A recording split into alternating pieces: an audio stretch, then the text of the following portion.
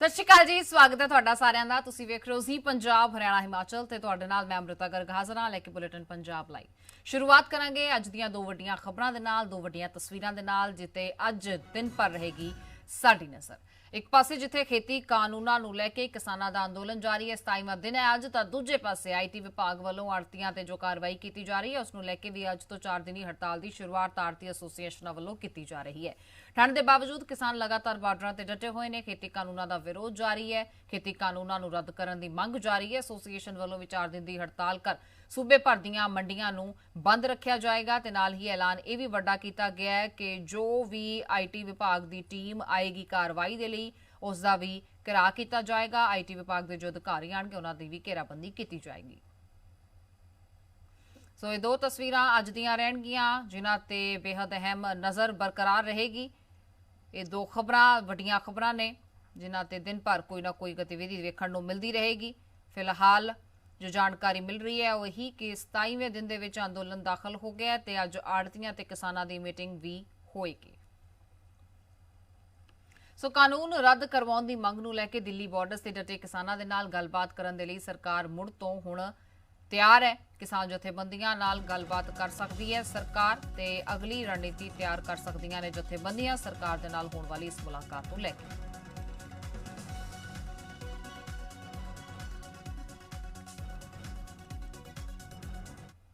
ਆੜ੍ਹਤੀਆਂ ਦੀ 4 ਦਿਨੀ ਹੜਤਾਲ ਆੜ੍ਹਤੀਆਂ ਤੇ ਆਈਟੀ ਵਿਭਾਗ ਦੀ ਕਾਰਵਾਈ ਦਾ ਵਿਰੋਧ ਜੋ ਹੈ ਦਰਸਾਉਣ ਦੇ ਲਈ ਕੀਤੀ ਜਾ ਰਹੀ ਹੈ। 25 ਦਸੰਬਰ ਤੱਕ ਸੂਬੇ ਦੀਆਂ ਮੰਡੀਆਂ ਦੇ ਵਿੱਚ ਕੰਮਕਾਜ ਬੰਦ ਰਹਿਣਗੇ। ਮੰਡੀਆਂ ਬੰਦ ਰੱਖ ਕੇ ਵਿਰੋਧ ਜਤਾਉਂਦਿਆਂ ਹੋਇਆਂ ਆੜ੍ਹਤੀਆਂ ਵੱਲੋਂ ਸਰਕਾਰ ਦੀ ਖਿਲਾਫਤ ਵੀ ਕੀਤੀ ਜਾਏਗੀ। ਇਸ ਕਾਰਵਾਈ ਦੇ ਖਿਲਾਫ ਵੀ ਆਵਾਜ਼ ਬੁਲੰਦ ਕੀਤੀ ਜਾਏਗੀ। ਤੁਹਾਨੂੰ ਦੱਸ ਦਈਏ 4 ਦਿਨ ਤੱਕ ਮੰਡੀਆਂ ਬੰਦ ਰਹਿਣਗੀਆਂ ਤੇ ਕਪਾਹ ਦੀ ਖਰੀਦ ਯਕੀਨਨ ਇਸ ਦੇ ਨਾਲ ਪ੍ਰਭਾਵਿਤ ਹੋਏਗੀ।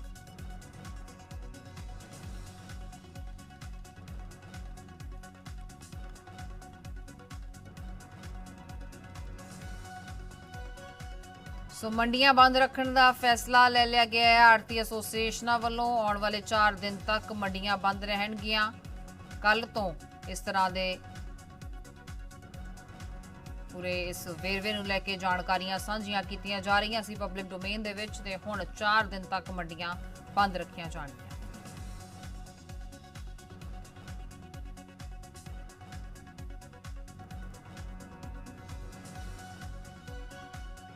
ਵੱਖ-ਵੱਖ ਥਾਵਾਂ ਤੋਂ ਅਜਿਹੀਆਂ ਤਸਵੀਰਾਂ ਸਾਹਮਣੇ ਆਈਆਂ ਨੇ ਬੀਤੇ ਰੋਜ਼ ਵੀ ਤੇ ਉਹ ਤਸਵੀਰਾਂ ਵੀ ਤੁਹਾਡੀ ਟੀਵੀ ਸਕਰੀਨ ਤੇ ਤੁਹਾਨੂੰ ਵਿਖਾ ਦਿੰਦੇ ਆ। ਆੜ੍ਹਤੀ ਐਸੋਸੀਏਸ਼ਨਾਂ ਦੇ ਘਰਾਂ ਦੇ ਵਿੱਚ ਹੋ ਰਹੀਆਂ ਨਾ ਛਾਪੇਮਾਰੀਆਂ ਤੋਂ ਬਾਅਦ ਰੋਸ ਵੇਖਣ ਨੂੰ ਜੋ ਮਿਲ ਰਿਹਾ ਹੈ। ਤਸਵੀਰਾਂ ਮਾਨਸਾ, ਬਰਨਾਲਾ, ਸੰਗਰੂਰ ਤੇ ਬਠਿੰਡਾ ਤੋਂ ਸਾਹਮਣੇ ਆਈਆਂ। ਆੜ੍ਹਤੀਆਂ ਵੱਲੋਂ ਇਸ ਕਾਰਵਾਈ ਨੂੰ ਲੈ ਕੇ ਵਿਰੋਧ ਕੀਤਾ ਜਾ ਰਿਹਾ। ਬਠਿੰਡਾ ਦੀ ਜੇ ਗੱਲ ਕਰ ਲਈ ਜਾਏ ਤਾਂ ਇੱਥੇ 4 ਦਿਨ ਦੀ ਹੜਤਾਲ ਕੀਤੀ ਜਾ ਰਹੀ ਹੈ। ਸੂਬੇ ਭਰ 'ਚ ਮੰਡੀਆਂ ਬੰਦ ਰਹਿਣਗੀਆਂ। ਆੜ੍ਹਤੀਆਂ ਦਾ ਕਹਿਣਾ ਇਹੀ ਹੈ ਕਿ ਕਿਸਾਨਾਂ ਦੇ ਉਹ ਨਾਲ ਨੇ ਤੇ ਨਾਲ ਰਹਿਣਗੇ। ਸੰਗਰੂਰ ਦੇ ਸਨਾਮ ਦੇ ਵਿੱਚ ਵੀ ਇਸੇ ਤਰ੍ਹਾਂ ਆੜ੍ਹਤੀਆਂ ਨੇ ਆਈਟੀ ਵਿਭਾਗ ਦੀ ਕਾਰਵਾਈ ਦੇ ਵਿਰੋਧ ਦੇ ਵਿੱਚ ਮੰਡੀਆਂ ਬੰਦ ਕੀਤੀਆਂ। ਆੜ੍ਹਤੀ ਐਸੋਸੀਏਸ਼ਨ ਵੱਲੋਂ ਸਰਕਾਰ ਦੇ ਖਿਲਾਫ ਮੋਰਚਾ ਖੋਲ੍ਹਦਿਆਂ ਹੋਇਆ ਫੈਸਲਾ ਲਿਆ ਗਿਆ। 25 ਦਸੰਬਰ ਤੱਕ ਤਮਾਮ ਕੰਮਕਾਜ ਠੱਪ ਰਹਿਣਗੇ।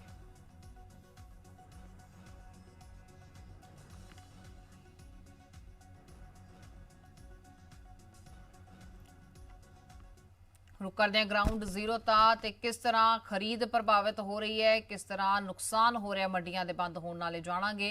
साडे सहयोगी बलिंदर पटियाला तो, मोगा तो नवदीप ते अमृतसर तो तपिन साडे नाल जुड़ चुके हैं। सब तो पहला रुख मोगा दा कर लैंदे हां। नवदीप, मोगा दी मंडी बंद होने दे नाल किन्ना कुछ उत्थे प्रभावित हो रहा है आला दाला ते खास तौर ते नुकसान किन्ना हो रहा है, क्योंकि कपाह दी मंडियां दी हुण फिलहाल कपाह दी फसल दी मंडियां च खरीद जारी सी।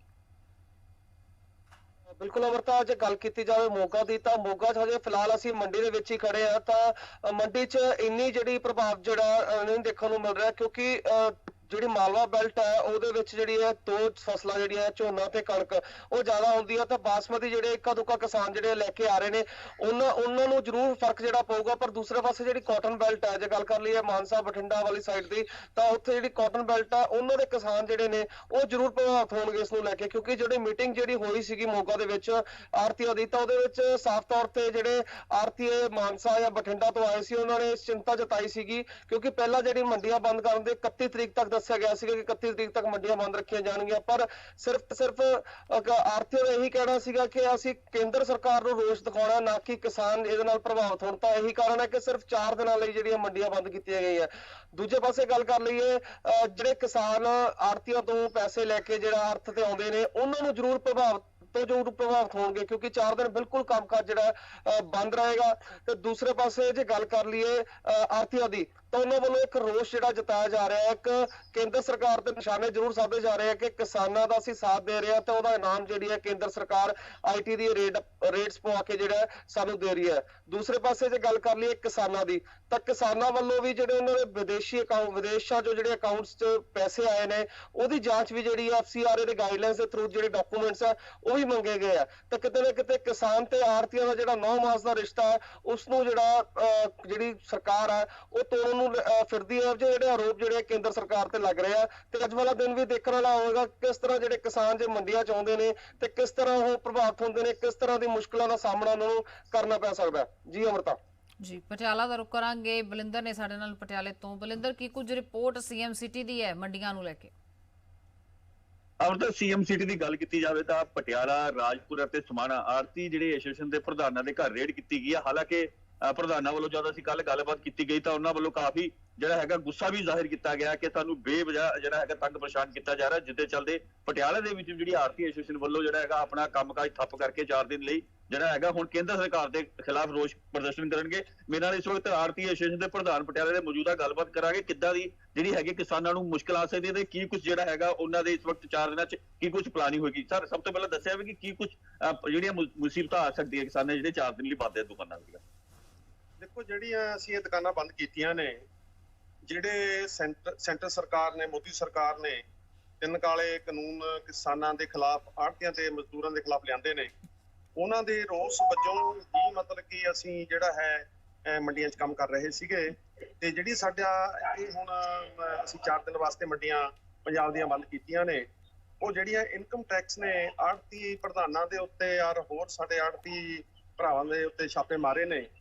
ਇਹ ਜਿਹੜੇ ਛਾਪੇ ਮਾਰਨ ਵਾਲੀਆਂ ਟੀਮਾਂ ਸੀ, ਇਹ UP ਤੋਂ ਬੱਸਾਂ ਲੈ ਕੇ ਆਏ ਸੀਗੇ, ਨਾਲ CRPF ਸੀਗੀ। ਇਹ ਇੱਕ ਆੜ੍ਹਤੀਆਂ ਨੂੰ ਇਸ ਕਿਸਾਨ ਅੰਦੋਲਨ ਤੋਂ ਤੋੜਨ ਦੀ ਸਾਜ਼ਿਸ਼ ਹੈ ਕਿ ਤਾਂ ਕਿ ਆੜ੍ਹਤੀਆਂ ਨੂੰ ਤੇ ਕਿਸਾਨਾਂ ਨੂੰ ਆਪਸ ਵਿੱਚ ਪਾੜਿਆ ਜਾਵੇ।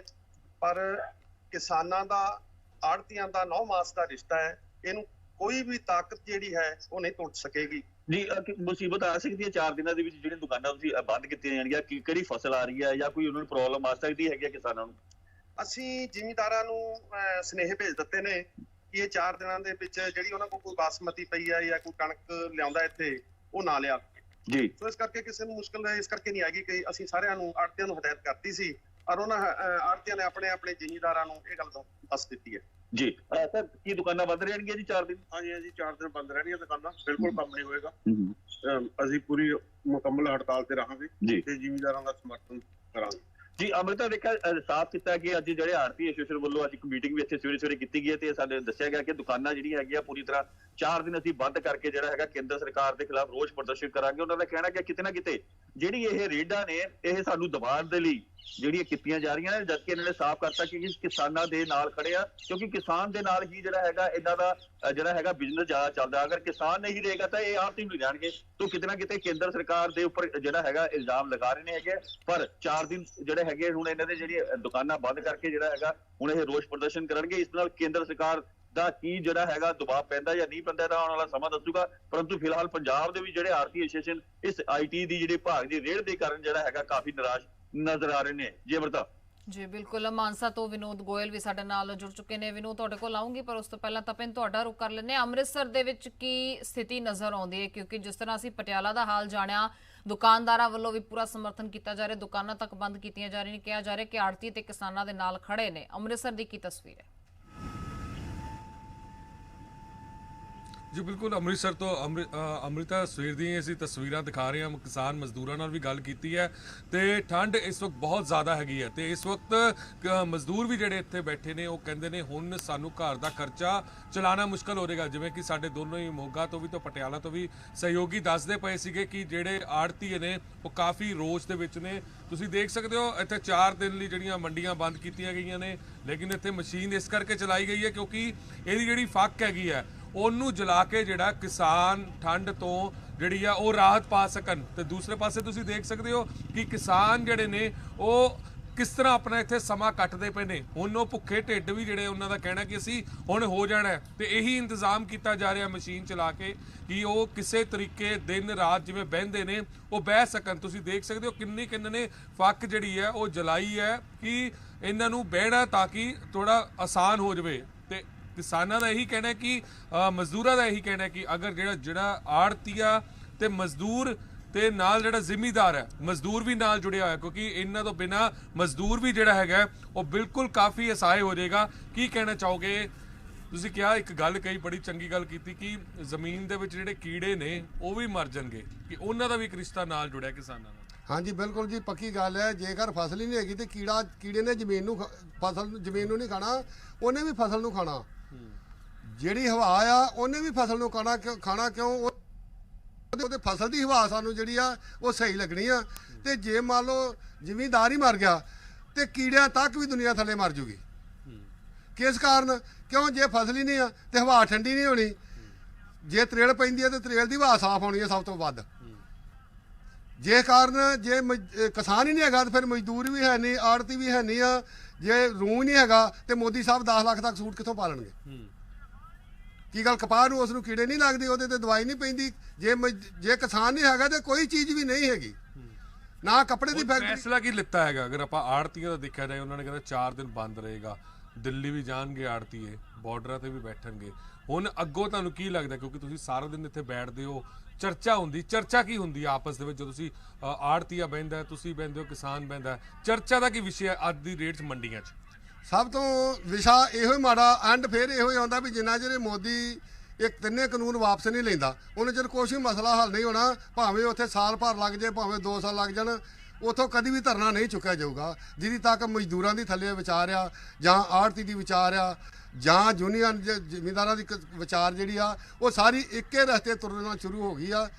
ਤੁਰੀ ਜ਼ਰੂਰ ਪਹਿਲਾਂ ਵੀ ਆ ਤੇ ਪਰ ਹੁਣ ਜਿਹੜੀ ਉਹ ਜ਼ਿਆਦਾ ਹੋਰ ਕੰਮ ਖਰਾਬ ਹੋ ਜਾਣਾ। ਮਤਲਬ ਕਿ ਜਦੋਂ ਤੁਹਾਡੀ ਆਪਸੀ ਚਰਚਾ ਹੁੰਦੀ ਹੈ ਤੇ ਇਹੀ ਹੁੰਦੀ ਹੈ? ਹਾਂਜੀ ਬਿਲਕੁਲ ਇਹੋ ਹੀ ਹੁੰਦੀ ਆ। ਜੇ ਜੱਟ ਨਾ ਰਿਹਾ ਤੇ ਕੋਈ ਚੀਜ਼ ਵੀ ਨਹੀਂ ਰਹਿਣੀ। ਤੇ ਅੰਤ ਤੇ ਜਿਹੜਾ ਕੀ ਨਿਕਲਦਾ, ਇਹੀ ਨਿਕਲਦਾ ਕਿ ਹੁਣ ਸਾਰੇ ਇਕੱਠੇ ਹੋ ਕੇ ਜਾਵਾਂਗੇ। ਬਿਲਕੁਲ ਜੀ। ਅੱਗੇ ਤੇ ਸਿਰਫ ਇੱਕ ਬੰਦਾ ਗਿਆ, ਇੱਕ ਮੰਡੀ 'ਚੋਂ ਇੱਕ ਬੰਦਾ ਗਿਆ ਸਿਰਫ। ਜਿੱਥੇ 10 ਮੰਡੀਆਂ ਨੇ ਉੱਥੇ ਇੱਕ ਬੰਦਾ ਬਹਿ ਜਾਊਗਾ। 9 ਜਦੋਂ ਸਾਰੇ ਦੇ ਸਾਰੇ 9 ਜਾਣਗੇ ਉੱਥੇ ਅੱਜ ਜਾਂ ਕੱਲ 2-3 ਦਿਨਾਂ ਦੇ ਵਿੱਚ, ਤੇ ਉੱਥੇ ਹੋਰ ਕੰਮ ਵਿਗੜਦਾ ਜਾਪੂ। ਜੇ ਹੋਰ ਵੀ ਜ਼ਿਆਦਾ ਵਿਗੜਦਾ ਜਾਪਿਆ, ਹੋ ਸਕਦਾ ਜਿਹੜੇ ਛੋਟੇ ਬੱਚੇ ਆ ਉਹ ਵੀ ਅਸੀਂ ਨਾਲ ਖੜੀਏ ਤੇ ਉਹਨਾਂ ਦੇ ਜਾ ਕੇ ਮਿਹਨਤ ਤਰਲਾ ਕਰਨਾ। ਹੋ ਰਹੀ ਉਹਨੂੰ ਕਰਦੇ ਕੁਝ ਨਹੀਂ ਸਕਦੇ। ਤੇ ਪਰ ਮੋਦੀ ਇਹ ਸੋਚੀ ਵੀ ਜਿਹੜੀ ਮੇਰੀ ਇੰਨੀ ਸਿਕਿਉਰਿਟੀ ਆ, ਉਹਨੂੰ ਤਨਖਾਹ ਕੌਣ ਦਿੰਦਾ ਆ? ਉਹ ਜਿਹੜੇ ਤਨਖਾਹ ਲੈਂਦੇ ਉਹਨਾਂ ਉਹ ਰੋਟੀ ਕਿੱਥੋਂ ਖਾਂਦੇ ਨੇ? ਮੋਦੀ ਸਾਹਿਬ ਕਿੱਥੋਂ ਖਾਂਦਾ ਰੋਟੀ? ਇਹ ਜਿਹੜੇ ਪਸ਼ੂ ਪਾਲਦੇ ਨੇ, ਛੋਟੇ ਜਵਾਕ ਨੇ, ਉਸ ਤੋਂ ਬਾਅਦ ਵੱਡੇ ਹੁੰਦੇ ਨੇ, ਉਹ ਪੱਠੇ ਕਿੱਥੋਂ ਆਉਂਦੇ ਆ? ਜੇ ਜਾਟੀ ਨਾ ਬੀਜੂਗਾ ਤਾਂ ਕੀ ਖਾਣਗੇ ਉਹ? ਗਾਈ ਨੂੰ ਤਾਂ ਫੋਰਸ ਵੀ ਨਹੀਂ ਹੋਣਾ। ਜਿਹੜੀ ਗਾਈ ਦਾ ਆਂਦੇ ਗੋਬਰ ਖਾਓ ਜੀ, ਪਿਸ਼ਾਬ ਪੀਓ ਤਾਂ 2 ਕੱਟਿਆ ਜਾਂਦਾ। ਉਹ ਗਾਈ ਨੂੰ ਪਿਸ਼ਾਬ ਵੀ ਨਹੀਂ ਆਉਣਾ ਭੁੱਖੀ ਨੂੰ, ਭਾਵੇਂ ਨੂੰ ਜਿੰਨਾ ਮਰਜ਼ੀ ਪਾਣੀ ਪਿਓਗੇ ਉਹਨੇ ਪਾਣੀ ਵੀ ਨਹੀਂ ਪੀ ਸਕਦੀ ਜੇਕਰ ਉਹਦੇ ਪੇਟ 'ਚ ਪੱਠੇ ਨਹੀਂ ਹੈਗੇ ਤੇ। ਮਤਲਬ ਕਿ ਮਸਲਾ ਇਹੀ ਹੈ ਕਿ ਸ਼ਾਂਤਮਈ ਢੰਗ ਨਾਲ ਤੁਸੀਂ ਵੀ ਦਿੱਲੀ ਨੂੰ ਚੱਲ ਜਾਓਗੇ? ਹਾਂਜੀ ਬਿਲਕੁਲ ਜੀ ਬਿਲਕੁਲ, ਪੱਕੇ ਤਿਆਰ ਆ ਦਿੱਲੀ ਜਾਣ ਨੂੰ।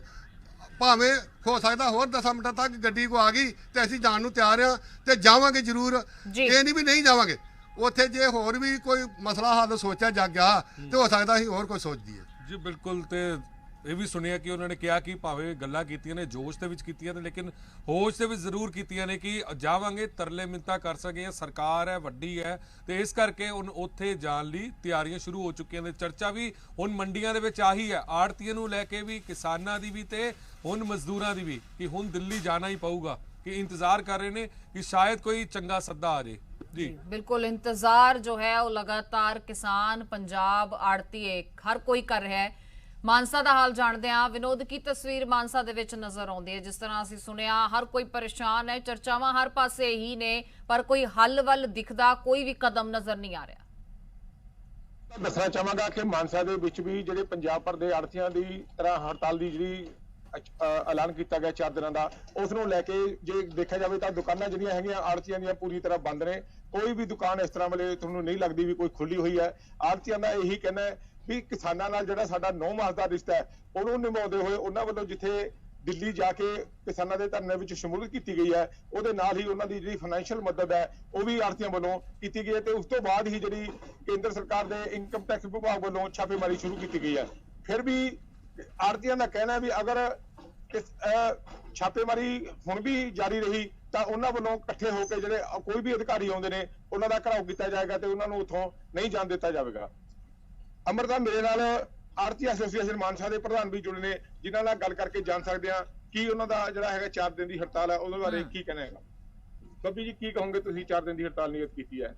ਅੱਜ ਜਿਹੜੀ ਪੰਜਾਬ ਲੈਵਲ ਤੇ ਸਾਰੀ ਆੜਤੀ ਐਸੋਸੀਏਸ਼ਨ ਆਪਣਾ ਦੀ ਜਿਹੜੀ ਹੈਗੀ ਹੈ ਮੁਕੰਮਲ ਹੜਤਾਲ ਹੈ 22, 23, 24, 25, ਉਹ ਕੇਂਦਰ ਦੀ ਜਿਹੜੀ ਬੀਜੇਪੀ ਸਰਕਾਰ ਹੈ ਜੋ ਕਿਸਾਨ ਅੰਦੋਲਨ ਨੂੰ ਫੇਲ ਕਰਨ ਵਾਸਤੇ, ਜਿਹੜਾ ਸਾਡਾ ਆੜਤੀਆਂ ਦਾ, ਕਿਸਾਨਾਂ ਦਾ ਤੇ ਮਜ਼ਦੂਰਾਂ ਦਾ 9 ਮਾਸ ਦਾ ਰਿਸ਼ਤਾ ਉਹਨੂੰ ਤੋੜਨ ਵਾਸਤੇ ਜਿਹੜੀਆਂ ਇਹ ਕੋਝੀਆਂ ਚਾਲਾਂ ਚੱਲ ਰਹੀ ਹੈ। ਸਾਡੇ ਪੰਜਾਬ ਦੇ ਵਿੱਚ ਕਈ ਜਗ੍ਹਾ ਜਿਵੇਂ ਪਟਿਆਲਾ, ਰਾਜਪੁਰਾ, ਅੰਮ੍ਰਿਤਸਰ, ਮਖੂ, ਜਲੰਧਰ, ਕਈ ਜਗ੍ਹਾ ਜਿਹੜੀਆਂ ਹੈਗੀਆਂ ਇਹਨਾਂ ਨੇ ਇਨਕਮ ਟੈਕਸ ਦੀਆਂ ਰੇਡਾਂ ਕਰਵਾਈਆਂ।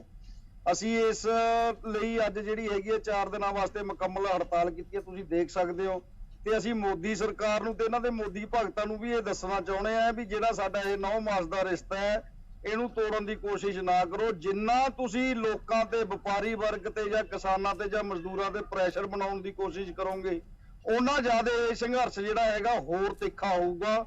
ਤੇ ਨਾਲ ਅਸੀਂ ਇਹ ਵੀ ਚੇਤਾਵਨੀ ਦਿੰਨੇ ਆ ਵੀ ਜੇ ਇਹ ਕੰਮ ਇਹਨਾਂ ਨੇ ਬੰਦ ਨਾ ਕੀਤਾ ਰੇਹੜਾਂ ਵਾਲਾ, ਤਾਂ ਆਉਣ ਵਾਲੇ ਅਧਿਕਾਰੀਆਂ ਨੂੰ ਵੀ ਜਾਂ ਸਾਡੇ ਲੋਕਲ ਲੈਵਲ ਤੇ ਇਹਨਾਂ ਦੇ ਲੀਡਰ ਨੇ ਜਿਹੜੇ, ਚਾਹੇ ਉਹ ਮੰਡਲ ਪ੍ਰਧਾਨ ਨੇ, ਜ਼ਿਲ੍ਹਾ ਪ੍ਰਧਾਨ ਨੇ, ਅਸੀਂ ਉਹਨਾਂ ਦਾ ਵੀ ਘਿਰਾਓ ਕਰਾਂਗੇ ਤੇ ਇਹ ਆਪਦੀਆਂ ਹਰਕਤਾਂ ਤੋਂ ਬਾਜ਼ ਆ ਜਾਣ ਇਸ ਕੰਮ ਤੋਂ। ਕੀ ਲੱਗਦਾ ਤੁਹਾਨੂੰ, ਕੀ ਕਹਿਣਾ ਚਾਹੋਗੇ? ਅੱਜ ਜਿਹੜੀ 4 ਦਿਨ ਦੀ ਹੜਤਾਲ ਸ਼ੁਰੂ ਕੀਤੀ ਹੈ ਉਹਦੀ ਸ਼ੁਰੂਆਤ ਦੇ ਵਿੱਚ ਵੀ ਅੱਜ ਪਤਾ ਲੱਗਿਆ ਵੀ ਸ਼ਹਿਰ ਦੇ ਵਿੱਚ ਪ੍ਰਦਰਸ਼ਨ ਕੀਤੇ ਜਾਣੇ ਨੇ, ਕੀ ਕੀ ਕੀਤਾ ਜਾਣਾ ਹੈ? ਅੱਜ ਹੜਤਾਲ ਤਾਂ ਸਾਰੇ ਆੜਤੀਆਂ ਦੀ 4 ਦਿਨ ਦੀ ਹੈਗੀ ਹੈ ਪੰਜਾਬ ਭਰ ਦੀ। ਅੱਜ ਅਸੀਂ ਮੋਦੀ, ਅਡਾਨੀ, ਅਵਾਨੀ ਦਾ 11 ਵਜੇ 12 ਚੌਕ ਪੁਤਲਾ ਫੂਕਾਂਗੇ ਤੇ ਉਹਨੂੰ ਚੇਤਾਵਨੀ ਦੇਵਾਂਗੇ ਵੀ ਇਹ ਜਿਹੜੇ ਤੇਰੇ ਕੁਝੀਆਂ ਹਰਕਤਾਂ ਤੋਂ ਪਹਿਲਾਂ ਵੀ ਕੀਤੀਆਂ ਨੇ ਤੇ ਹੁਣ ਵੀ ਤੂੰ ਪਾਰਾ ਪਾਉਣ ਦੀ ਕੋਸ਼ਿਸ਼ ਕਰ ਰਿਹਾ, ਇਹਨੂੰ ਬੰਦ ਕਰ, ਤੇ ਨਹੀਂ ਅਸੀਂ ਇਹਦਾ ਲੈਵਲ ਵੱਡੇ ਲੈਵਲ ਤੇ ਹੋਰ ਸੰਘਰਸ਼ ਕਰਾਂਗੇ। ਜਿਸ ਤਰ੍ਹਾਂ ਮਰਤਾ ਤੁਸੀਂ ਸੁਣਿਆ ਵੀ ਮਾਨਸਾ ਦੇ ਆੜਤੀਆਂ ਵੱਲੋਂ 11 ਵਜੇ ਦਾ ਟਾਈਮ ਨਿਯਤ ਕੀਤਾ ਗਿਆ ਹੈ, ਉਹਦੇ ਵਿੱਚ ਅਡਾਨੀ, ਅਵਾਨੀ ਦੇ ਜਿਹੜੇ ਪੁਤਲੇ ਫੂਕੇ ਜਾਣਗੇ ਤੇ ਜਿਹੜਾ ਪ੍ਰਦਰਸ਼ਨ ਹੈ ਉਹ ਕੀਤਾ ਜਾਊਗਾ। ਜੀ ਅਮਰਤਾ, ਬਹੁਤ ਸ਼ੁਕਰੀਆ ਇਸ तमाम ਜਾਣਕਾਰੀ ਦੇ ਲਈ। ਨਵਦੀਪ ਸਾਡੇ ਨਾਲ ਜੁੜੇ, ਉਹਨਾਂ ਦਾ ਵੀ, ਤਪਨ, ਬਲਿੰਦਰ ਤੇ ਵਿਨੋਦ ਸਾਡੇ ਨਾਲ ਮਾਨਸਾ ਤੋਂ ਜੁੜੇ, ਉਹਨਾਂ ਦਾ ਵੀ ਬਹੁਤ ਸ਼ੁਕਰੀਆ। ਸੋ ਤਸਵੀਰਾਂ ਤੁਸੀਂ ਵੱਖੋ-ਵੱਖ ਥਾਵਾਂ ਤੋਂ ਵੇਖੀਆਂ। ਯਕੀਨਨ ਮੰਡੀਆਂ ਬੰਦ ਹੋਣ ਦੇ ਨਾਲ ਬਾਜ਼ਾਰ ਪ੍ਰਭਾਵਿਤ ਹੋਏਗਾ, ਪਰ ਕੀ ਅਗਲੀ ਤਸਵੀਰ ਹੋਏਗੀ ਵੇਖਣਾ ਇਹ ਬੇहद ਅਹਿਮ ਲਾਜ਼ਮੀ ਹੋਏਗਾ ਇੱਥੇ। ਉਧਰ ਸ਼੍ਰੋਮਣੀ ਅਕਾਲੀ ਦਲ ਪ੍ਰਧਾਨ ਸੁਖਬੀਰ ਸਿੰਘ ਬਾਦਲ ਨੇ ਕਿਹਾ ਕਿ ਗੁਰੂ ਸਾਹਿਬਾਨਾਂ ਨੇ ਹਮੇਸ਼ਾ ਹੀ ਇਹ ਸਿਖਾਇਆ ਕਿ ਜ਼ੁਲਮ ਕਰਨਾ ਤੇ ਜ਼ੁਲਮ ਸਹਿਣਾ ਦੋਨੋਂ ਹੀ ਪਾਪ ਨੇ। ਕਿਸਾਨ ਕੇਂਦਰ ਸਰਕਾਰ ਇਸ ਵੇਲੇ ਜੋ ਰੇੜਕਾ ਇਹਨਾਂ ਦੋਵਾਂ ਵਿਚਾਲੇ ਬਰਕਰਾਰ ਹੈ, ਉਸ ਦੇ ਵਿੱਚ ਜ਼ਾਹਿਰ ਤੌਰ ਤੇ ਕਿਸਾਨਾਂ ਤੇ ਕੇਂਦਰ ਸਰਕਾਰ ਜ਼ੁਲਮ ਕਰ ਰਹੀ ਹੈ। ਸਰਕਾਰ ਕਿਸਾਨਾਂ ਤੇ ਜ਼ਬਰਦਸਤੀ ਉਹ ਕਾਨੂੰਨ ਥੋਪਣ ਜਾ ਰਹੀ ਹੈ ਜੋ ਕਿਸਾਨ ਚਾਹੁੰਦੇ ਹੀ ਨਹੀਂ। 3 ਮਹੀਨੇ ਤੋਂ ਕਿਸਾਨ ਉਸ ਦੇ ਖਿਲਾਫ ਸੰਘਰਸ਼ ਕਰ ਰਹੇ ਨੇ। ਉਹ ਕਾਨੂੰਨ ਨਹੀਂ ਚਾਹੀਦੇ ਕਿਸਾਨਾਂ ਨੂੰ ਤਾਂ ਮੀਟਿੰਗ ਦੀ ਜ਼ਰੂਰਤ ਹੀ ਨਹੀਂ ਹੈ। ਨਾਲ ਹੀ ਉਹਨਾਂ ਨੇ ਆਈਟੀ ਵਿਭਾਗ ਦੀ ਕਾਰਵਾਈ ਤੇ ਵੀ ਸਵਾਲ ਚੁੱਕੇ ਨੇ।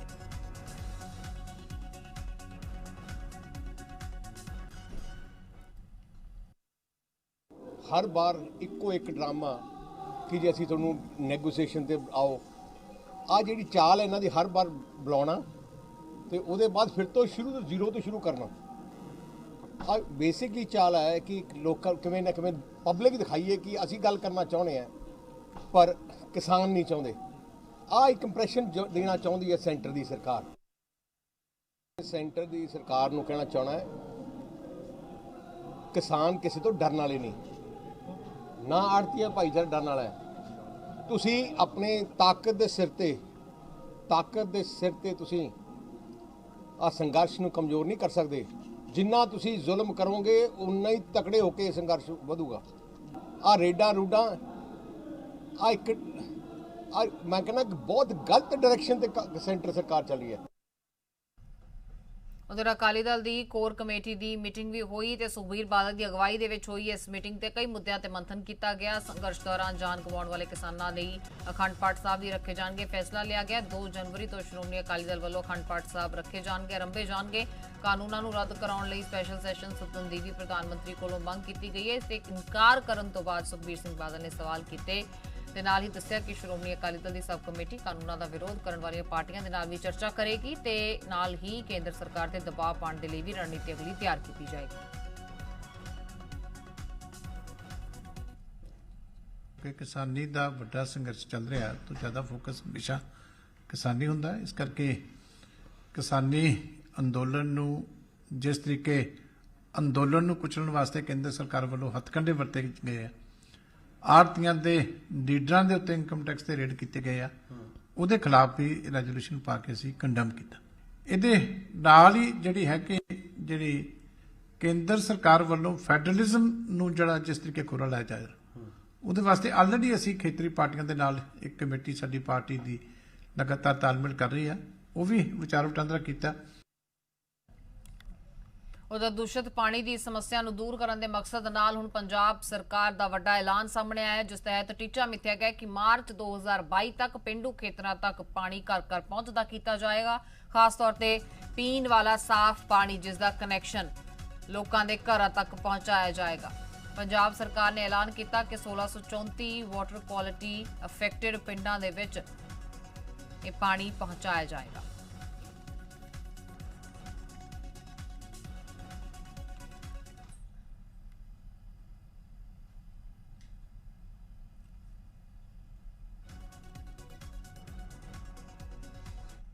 उधर श्री फतेहगढ़ साहब दे गुरुद्वारा श्री भौरा साहब दे विच सुच्चा सिंह लंगाह वालों करवाए गए श्री अखंड पाठ साहब नूं लैके विवाद खड़ा हो गया।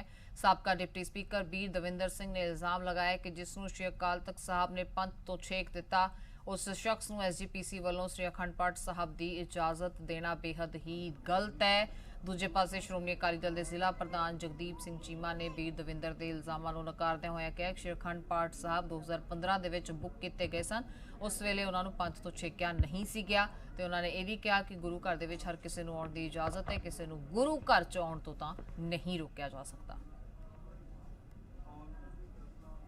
हुण इह श्रोमणी कमेटी दे प्रबंध वाले लोग ये कह रहे हैं कि जी वो 15 का बुक किया सी अखंड पाठ, जदों 15 का अखंड पाठ बुक किया बाई नेम और जदों श्री अकाल तख्त साहब ने उन्होंने छेकता सी, उस तो बाद उहदा कैंसल करनी चाहिए सी बुकिंग, उन्होंने कम्यूनीकेट कर दे भी तुहानूं हुण पंथ ने छेकता, हुण तुहाडी अरदास नहीं हो सकती, हुण तुहाडा पाठ नहीं हो सकता, हुण तुहानूं सिरों पाओ नहीं बख्शिश किया जा सकता मर्यादा अनुसार, लेकिन किसी ने कुछ नहीं किया। 2015 का बुक होया गया और उस बाद च अकाल तख्त साहब वालों उन्होंने सज़ा लाई गई और एक जिहड़ा मैं समझदा भी धार्मिक बंदा है जिन्होंने सज़ा भी लग गई, वो गुरु घर आके नमस्कारता कर सकता।